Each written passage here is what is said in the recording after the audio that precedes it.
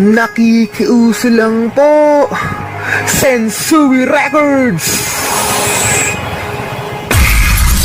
Nakikiuso lang. Mr. Hambog ng Sakto, hindi mo ako marunong mag-rap.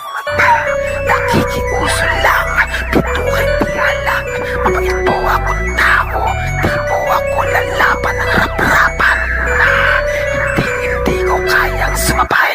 Ang tila ko'y tila-pilay, nakala mo'y misaklay. Sa mabilisan ng tila at bilis mong magsalita, ako parang takong lang.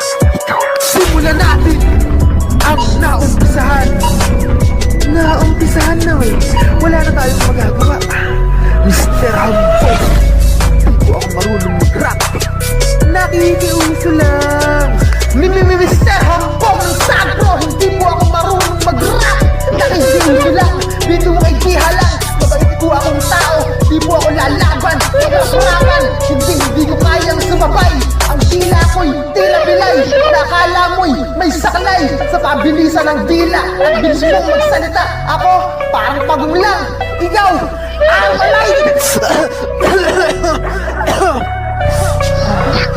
Ulitin ko, pakinggan mo, Mr. Hambog.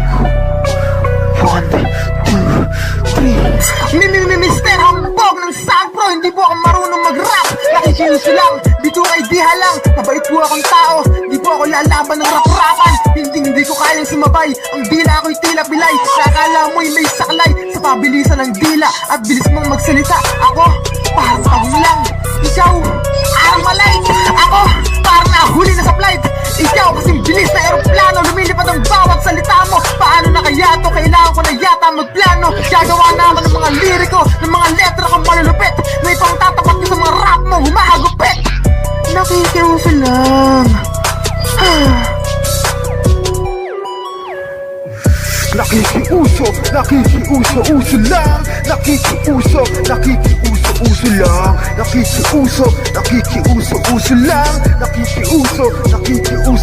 lang. Mr. Hambog ng Sakto, hindi po ako marunong mag-rap. Nakikiuso lang, pitukay Diha lang.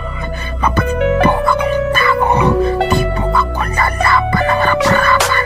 Hindi ko kayang sumabay, ang tila ko'y tila-pilay. Pilitin ko man, hindi talaga ako rapper eh. Kasi alam mo ba ang totoo niyan, rocker po ako. Rock and roll ang genre ko. Pagdating sa rap, nakikiuso lang ako. Pero ang totoo niyan, di ko kayang sumabay sa mga dilang ala machine gun. Sa bibilis magsasasalita, kala mo mga arang malight na nagrarap-rapan. Dito sa hip-hop, lumalagyanap ng rap. Pag napapakinggan ng tenga ko yan ang sarap. Kaya nga gusto ko talaga matuto mag-rap. Mr. Hambog, pwede bang pa-autograph? Sa mga rap mo